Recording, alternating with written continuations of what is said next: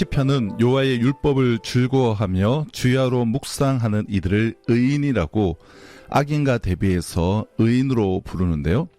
여기서 한 가지 기억해야 할 것은 악인들이 사악한 중범죄자로 한정되지 않는다는 점입니다.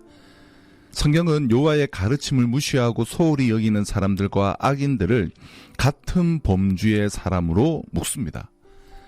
하나님의 말씀을 무시하고 가볍게 여기는 이들이 악인이라는 것입니다.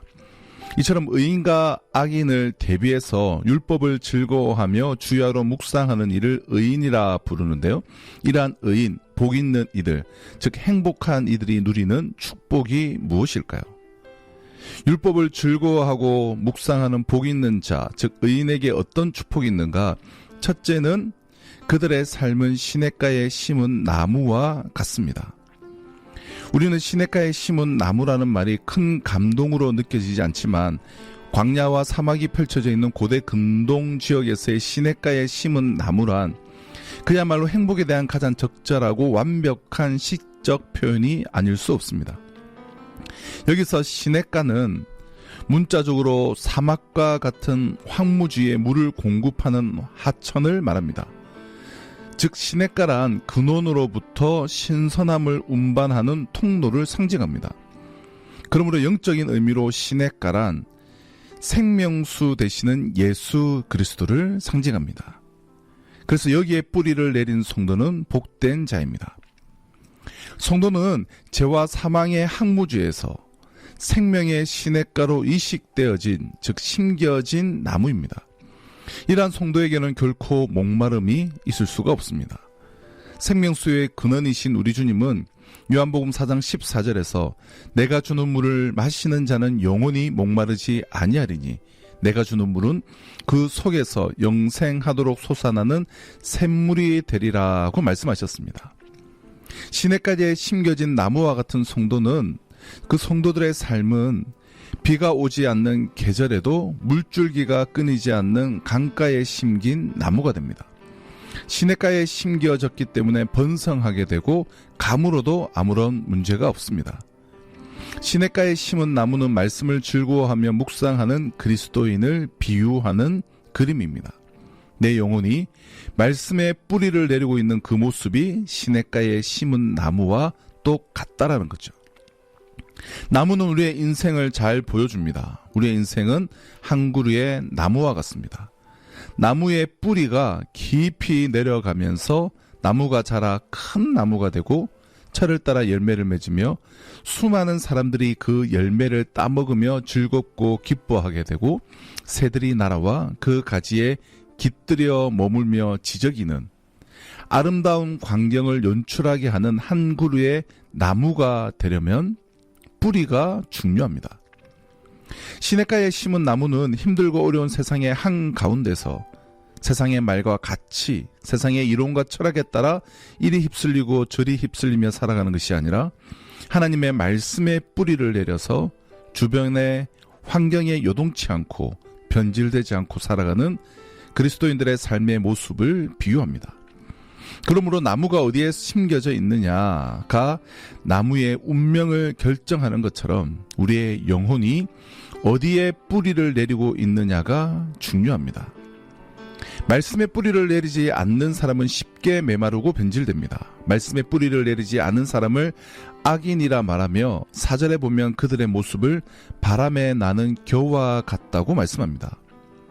이들은 누군가의 한마디 말에 마음이 왔다 갔다 합니다. 누군가의 말 한마디에 밤을 지새우고 끙끙 앓으며 마음속에 폭풍이 일어나기도 합니다.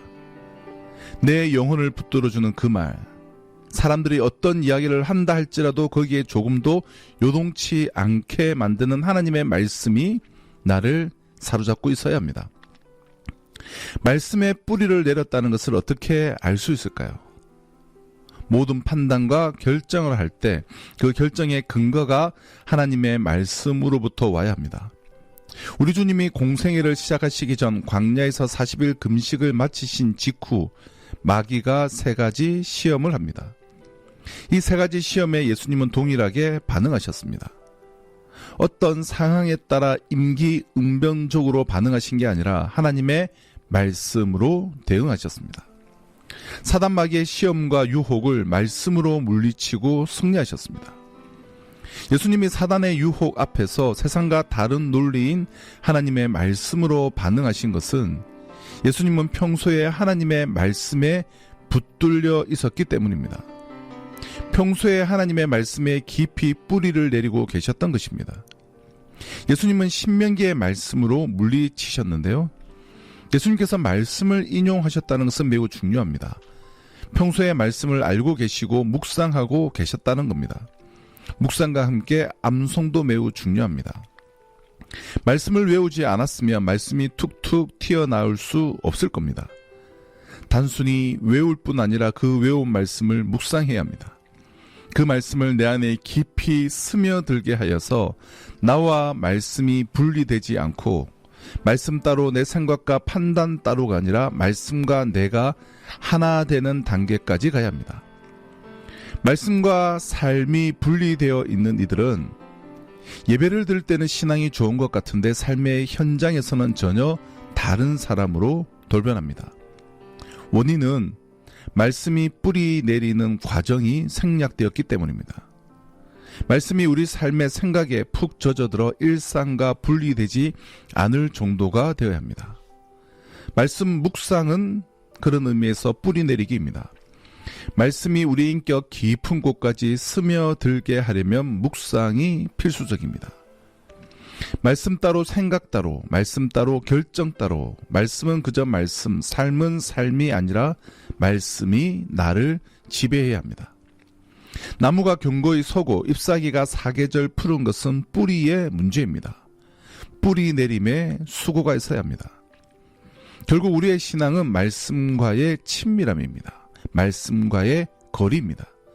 말씀과 멀어지면 하나님과 멀어지는 것이고 하나님과 멀어지면 악인의 길을 걷게 됩니다. 하나님과 가까이 하는 것은 다른 것이 아닙니다. 하나님의 말씀과 가까이 하는 것입니다. 하나님의 말씀과 가까이 하다 보면 악인의 길이 보이고 망하는 길이 보이니 그 길을 선택하지 않습니다. 분별력이 생기는 것입니다. 말씀 묵상은 다른 게 아닙니다. 말씀을 듣고 흘려보내는 게 아니라 말씀이 우리 영혼에 깊이 뿌리를 내리게 합니다. 그렇게 말씀이 뿌리를 내리게 되면 삶의 환경은 이 세상은 사막이지만 뿌리를 시냇가에 내린 시냇가에 심겨진 나무와 같은 인생이 될 것이고 그 말씀을 붙들고 살아가면 말씀이 성취되는 인생을 살게 될 것입니다. 둘째, 율법을 즐거워하고 묵상하는 복이 있는 자, 즉 의인에게 어떤 축복이 있습니까? 이런 의인이 받는 복은 그는 시냇가에 심은 나무가 철을 따라 열매를 맺으며 철을 따라 열매를 맺는 복입니다. 시냇가에 심겨진 나무는 저절로 과실을 맺습니다. 잎사귀가 마르지 않습니다. 마를 이유가 없습니다. 이런 삶이 복이 있다는 겁니다. 거칠고 메마른 바위 산에 심겨진 나무는 어떻습니까? 몸부림을 치고 몸부림을 쳐도 과실 맺기가 어렵습니다. 온갖 고생을 해도 열매는 고사하고 말라 죽지 않으면 다행입니다. 열매를 맺는다는 것은 축복을 받는 것을 말하죠. 열매는 인격의 열매도 있고 기도 응답도 열매입니다. 우리가 인생에서 얻고자 하는 것을 얻었을 때도 열매라고 표현합니다. 죽은 나무와 병든 나무는 열매를 맺지 못하나 건강한 나무가 열매를 맺습니다. 특별히 철을 따라 열매를 맺습니다. 철을 따라 나무가 계절에 맞게 정해진 때에 열매를 맺는 것은 하나님이 정하신 자연 질서와 시간표에 따라 사는 삶입니다. 순리에 맞는 삶입니다. 그러니 서두르거나 조급할 필요가 없습니다. 의인은 시냇가에 심은 나무와 같이 되어 철을 따라 열매가 맺히는 복을 받습니다.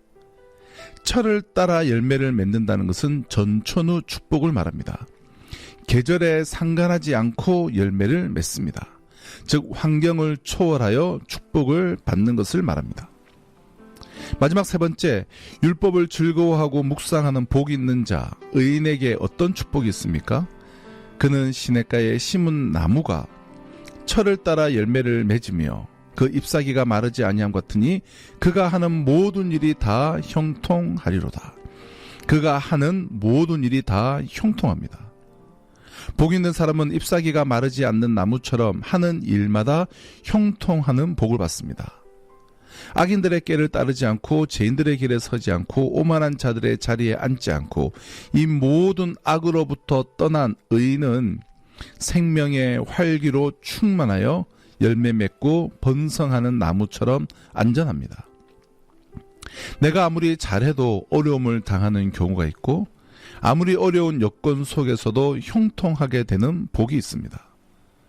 복받은 의인의 결과는 만사가 형통하는 복을 받습니다.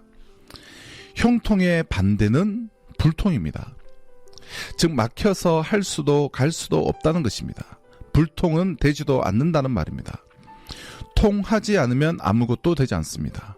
그러나 형통은 뚫렸다는 말이죠. 문이 열렸다는 말입니다. 일이 잘 된다는 말입니다. 무엇이든지 할 수가 있다는 말입니다. 통해야 할 것이 잘 통해지고 있다는 말이 형통입니다.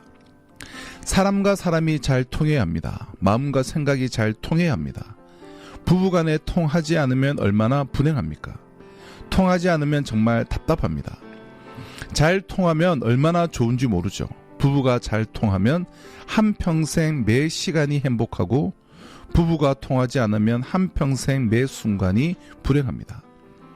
부부간에 형통하고 자녀간에 형통하고 이웃간에 형통하고 성도간에 형통해야 합니다. 뭐든지 간에 통해서 잘 되는 것이 형통입니다. 다른 무엇보다 하나님과 잘 통해야 합니다. 왜 하나님과 잘 통해야 합니까?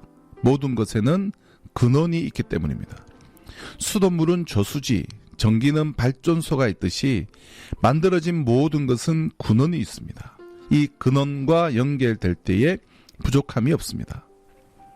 하나님은 우리의 근원, 즉 생명의 뿌리입니다. 그래서 시편 73편 28절은 하나님께 가까이함이 내게 복이라고 말합니다. 하나님과 통해 있는 사람은 몇만 볼트의 전기를 공급하는 발전소보다 더 큰 에너지원을 갖는 것입니다. 말씀은 하나님과 통하는 길입니다. 이 통로를 통하여 하나님을 알고 만나고 보화를 발견하게 됩니다. 기도 또한 하나님과 통하는 통로입니다. 특히 말씀을 붙잡고 말씀을 근원으로 하여 기도할 때 무한한 에너지를 공급받습니다. 그가 하는 모든 일이 다 형통하리로다. 그가 하는 모든 일이 하나님과 관계가 형통하면 생명이 내게로, 복이 내게로, 각양 좋은 것들이 내게로 올 수밖에 없습니다. 삼통의 법칙이라고 말하지 않습니까? 하나님과 소통하니까 사람과 소통이 되고 더 나아가 물질과도 소통하게 됩니다. 하나님과의 관계가 형통하면 모든 사람들과의 관계가 형통케 됩니다. 사람과의 관계는 하나님과의 관계와 밀접하게 연결되어 있습니다. 그리고 물질적인 형통은 저절로 이루어집니다. 이것은 전 세계 인류 역사를 볼 때 부인할 수 없는 증명된 사실입니다. 복음이 들어간 나라, 예수 믿는 나라 치고 못 사는 나라가 어디 있습니까? 세계 지도를 펼쳐놓고 잘 사는 나라들의 표시를 해보면 대부분이 복음이 들어갔나요? 쉽게 말해 예수 믿는 나라요? 기독교 나라들입니다. 요한복음 10장 10절 내가 온 것은 양으로 생명을 얻게 하고 더 풍성히 얻게 하려는 것이라는 이 말씀이 얼마나 정확하게 성취가 되었는지 알 수 있습니다. 복음이 들어가면 사람이 바뀌고 역사가 바뀝니다. 아무런 희망도 빛도 없던 그 시절에 이 나라 이 땅에 복음이 들어옴으로 인해 우리나라는 전 세계에 유례가 없는 눈부신 발전을 가지고 왔습니다. 일제의 수탈과 전쟁의 그 잿더미 속에서 불과 몇십 년 만에 풍성한 열매 맺는 나무로 자라났음을 우리는 경험했습니다. 하나님과 형통하면 모든 것이 형통합니다. 형통은 어느 날 갑자기 주어지는 것이 아니라 어떤 일의 지속적인 순종의 결과입니다. 말씀을 즐거워하고 주야로 묵상하는 삶을 살면 어느 날 나도 모르게 형통의 삶이 열려져 있는 것을 보게 됩니다. 삶의 형통은 하나님께서 하나님의 말씀을 사랑하고 말씀을 주야로 묵상하는 사람, 말씀의 뿌리를 내리고 살아가는 사람에게 주는 복입니다. 묵상이란 하나님의 말씀을 깊이 생각하는 것입니다. 그 말씀이 내 생각에 영향을 줍니다. 그러니까 고난이 오고 어려움이 와도 부정적으로 해석해버리지 않고 끝내버리지 않고 말씀이 고난을 해석하게 만드니 말씀 안에서 그 고난을 바라보고 재해석하게 됩니다. 그러면 고난으로 끝나지 않고 고난 속에 하나님의 축복이 있다는 것을 믿게 되니 부정적인 결론을 내리지 않고 긍정적인 결론을 내리고 고난을 통하여 오히려 우리의 믿음은 자라가고 하나님의 말씀을 배우는 은혜가 있게 됩니다. 평소 내 생각에 무엇이 영향을 미치고 있는가를 생각해 보십시오. 하나님의 말씀이 내 생각에 영향을 미치고 있습니까? 하나님의 말씀을 평소에 묵상하는 사람들은 뿌리가 물가에 심겨진 나무와 같기에 주변의 환경은 상관이 없습니다. 세상에 무슨 일이 일어나도 내 영혼이 말씀의 뿌리를 내려 말씀대로 생각하고 말씀대로 살면 말씀이 이루어지는 은혜를 맛보게 될 것입니다. 그러므로 하나님의 말씀에 승부를 거시기를 바랍니다. 그리하여 시냇가에 심겨진 나무가 되어 철을 따라 열매를 맺으며 하는 모든 일이 다 형통한 복 있는 사람으로 살아가는 우리 모든 극동방송 애청자 여러분 되시기를 주님의 이름으로 축원합니다.